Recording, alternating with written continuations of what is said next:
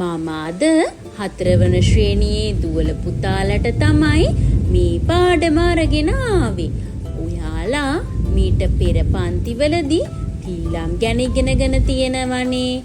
කොහොමද උච්චාරණය කරන්නේ, ලියන්නේ, ඒ වගේම පිල්ලම් සහිත වචන ගොඩක් ඉගෙනගෙන තියෙනවා නේද? එහෙනම් අපි බලමු රා අකුරට ඔයාලා ඉගෙනගෙන තියෙන වෙනස් ශබ්ද සහිත පිල්ලම් යොදලා වාක්‍ය ලියන්නේ කොහොමද කියලා. රා යන්නට ආ ශබ්දය යෙදුනහම ආ ශබ්දය ගන්න අපිට අකුරකට කිසිම පිල්ලමක් යොදන්න ඕන නැහැ නේද? රජත රථ වාහන ගැන රචනාවක් ලියයි. ඒ වගේම රා යන්නට ආ ශබ්දය යෙදුනහම රාජලියා රාත්‍රියට පියාඹා නොයයි. අපි යොදපු පිල්ලම තමයි ඇලපිල්ල. කොහොමද රා යන්නට ඈ ශබ්දය එකතු කළාම? උඩුමහලේ රැකියා කරන අයට රැකවරණය මදි. ඒ වගේම රා යන්නට ඈ ශබ්දය යෙදුනහම රෑන ගිරව් රෑට කූඩුවලට යති. මෙතන අපි ඇදපිල්ල නේද යොදලා තියෙන්නේ. මොකද්ද ඒ ශබ්ද දෙකට එන වෙනස් පිල්ලම් දෙක? කෙටි ඇදපිල්ල සහ දික් ඇදපිල්ල. ඊ ශබ්දය දෙන වාක්‍යයක් අපි බලමු. රිලවා රිද්මයට නටයි. ඊ ශබ්ද රා යන්නට යොදලා බලමු. වහලයට රීපගෙන යුතුය. දුවල පුතාලට කියන්න පුළුවන්ද මේ පිල්ලම? කෙටි ඉස්පිල්ල සහ දික් ඉස්පිල්ල නේද? අපි රා යන්නට කෙටි ඇද පාපිල්ල දාලා බලමු. මොකක්ද ශබ්දය කියලා? රුවන් රුවල හදයි. ඌ ශබ්දය නේද දුවේ පුතේ? කෙටි ඇද පාපිල්ලේ අනිත් පිල්ලම් යාළුවා මතකද ඔයාලට? ඌ ශබ්දය දෙන දික් ඇද පාපිල්ල නේද? එහෙනම් අපි රා යන්නට දික් ඇද පාපිල්ල යොදමු. රූපවාහිනියේ රූපරාමු අපැහැදිලිය. දුවේ පුතේ ඔයාලට මතක තියාගන්න විශේෂ දෙයක් තියෙනවා. රා යන්නට ඈ සහ ඈ ශබ්දය වගේම ඌ සහ ඌ ශබ්දය ලබා ගන්න යොදන පිල්ලම් ගැන. කෙටි ඇද පිල්ල සහ දික් ඇද පිල්ල. රා රැකියා. ඈ ශබ්දය කෙටි ඇද පිල්ල. රා රෑන ගිරා.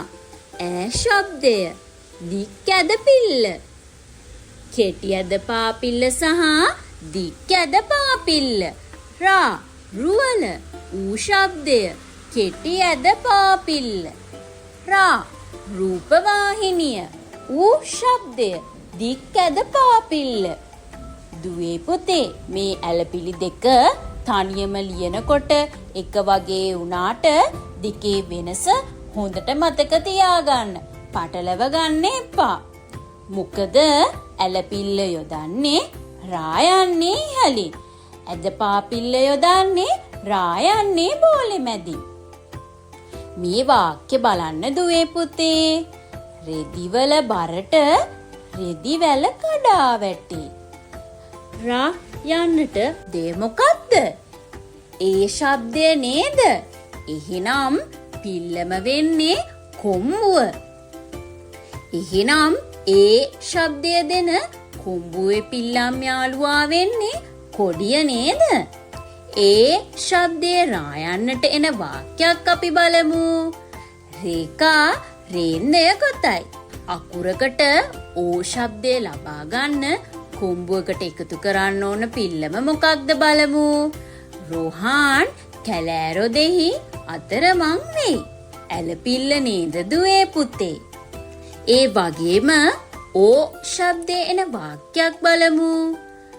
රෝහණ අඹ පැලයක් රෝපණය කරයි. ඕ ශබ්දය ගන්න දුවේ පුතේ පිල්ලම් 3ක් යොදලා නේද? කොම්බුව, ඇලපිල්ල, කොඩිය. අපි දා අකුරකට මේ ශබ්දම යෙදුනහම කොහොමද වාක්‍ය ගොඩනගන්නේ කියලා බලමු.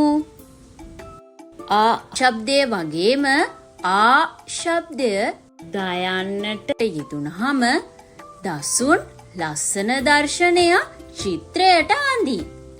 දාමිනී දානයගෙන පන්සලට යයි.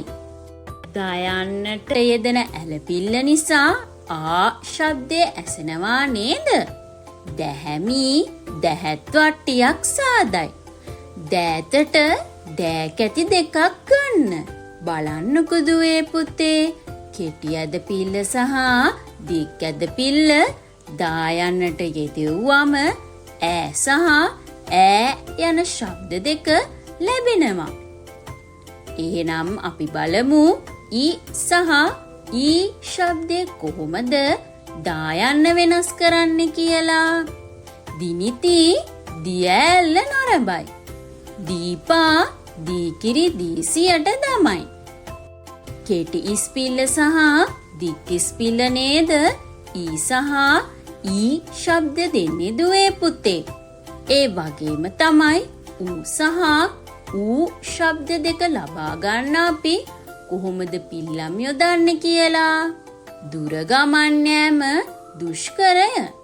දූවිලි ඇවිස්සීමෙන් පරිසරය දූෂණය වෙයි. ඔයාලට මතකද කෙටි කොම්පා පිල්ල සහ දික් කොම්පා පිල්ල? ඒ යාළුවෝ දෙන්න තමයි දුවේ පුතේ දායන්නට ඌ සහ ඌ ශබ්දය ලබා. ඔයාලට විශේෂයෙන් මතක තියාගන්න දෙයක් තියෙනවා. රායන්නට ඌ සහ ඌ ශබ්ද දෙන්නේ කෙටි ඇද පාපිල්ල සහ දික් ඇද පාපිල්ල. රුවල ඌ ශබ්දය කෙටි ඇද පාපිල්ල. රූපවාහිනිය ඌ ශබ්දය දික් ඇද පාපිල්ල. බලන්න යන්නට ඌ සහ ඌ ශබ්ද දෙන්නේ කෙටි කොම්පා පිල්ල සහ දික් කොම්පා පිල්ල. දුව ඌ ශබ්දය කෙටි කොම්පා පිල්ල. දූරියන් ඌ ශබ්දය දික් කොම්පා පිල්ල. දුවේ පුතේ ඔයාලා මේ දෙක පටලව ගන්න එපා. හොඳට මතක තියාගන්න මේ දෙකේ වෙනස. ඒ ශබ්දය සහ ඒ ශබ්දය අපි කොහොමද යන්නට යොදන්නේ බලමු. දරුවන් දෙදෙනාගේ දෙයත් තුවාල වී ඇත. දේශගුණය පිළිබඳ දේශන සාරවත්ය. මේකේ දුවේ පුතේ කොම්බුව නිසා ඒ ශබ්දයත් කොම්බුව සහ කොඩිය නිසා ඒ ශබ්දයත් එනවා නේද? ඕ ශබ්දයේ යෙදෙන්න යන්නට කොම්බුව සහ ඇලපිල්ල වගේම ඕ ශබ්දයට කොම්බුව ඇලපිල්ල සහ කොඩී යොදලා තියෙනවා නේද? දොළ ළඟ දොඹ ගසක් ඇත. දෝනි දෝලාවෙන් බැස්සේය. මේ ආකාරයට දුවේ පුතේ රා සහ දා අකුරට ආ ඈ ඊ ඌ ඒ වගේම ඕ ශබ්ද යෙදී ඇති ආකාරය ඔයාලට පැහැදිලි නේද? ඔයාලා මේ වාක්‍ය නැවත නැවත කියවලා කොහොමද විවිධ ශබ්ද වචනවල යෙදෙන්නේ කියලා තේරුම් අරගෙන මේ විදිහටම කා තා වා වගේ අකුරු වලට තව වාක්‍ය හදලා පොතේ ලියලා පුරුදු වෙන්න. අපි බලමු ඉරු ශබ්දයේ යෙදෙන වාක්‍ය කිහිපයක්. ඔයාලට මතකද ඉරු ශබ්දයේ දෙන පිල්ලම මොකක්ද කියලා? බලන්න මතක් කරන්න. අපි ඒකට කියනවා ගැටෑල පිල්ල කියලා. මාත් එක්කම දුවල පුතාලා මේ වාක්‍ය හොඳට උච්චාරණය කරලා ශබ්ද නගා කියවමු නේද? ගෘහ අලංකරණයට කෘතිම තෘණ වර්ග භාවිතා කරයි. ගොයමේ වල් පැලවලට කෘමිනාශක ඉසින විට කුඩා කෘමීන් මරණයට පත්වේ. පෘථිවි පෘෂ්ඨය කොටස් 3කින් සමන්විත වේ. වෘකයා වෘක්ෂලතා අතරින් නොපෙනී ගියේය. පෘතුගීසීන් අප රටට පැමිණියේ පෘතුගාලයේ සිටය.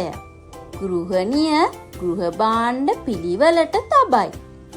ඔයාලගේ පෙළ පොතේ වගේම වෙනත් පොත්වලත් තියෙන ගැට ඇලපිල්ල සහිත වචන යොදලා බලන්නකෝ මේ වගේ වාක්‍ය හදන්න පුළුවන්ද කියලා. අපි තව පිල්ලම් දෙකක් එකට යොදලා ලියන අකුරු සහිත වාක්‍ය කියවලා බලමු. කොම්බුවයි ගයනු කිත්තයි දෙකම එක වචනයකට යෙදෙනකොට එන ශබ්දය තමයි දුවේ පුතේ ඔව් ශබ්දය. මේ වාක්‍ය කීපය අපි ශබ්ද නගා කියවමු.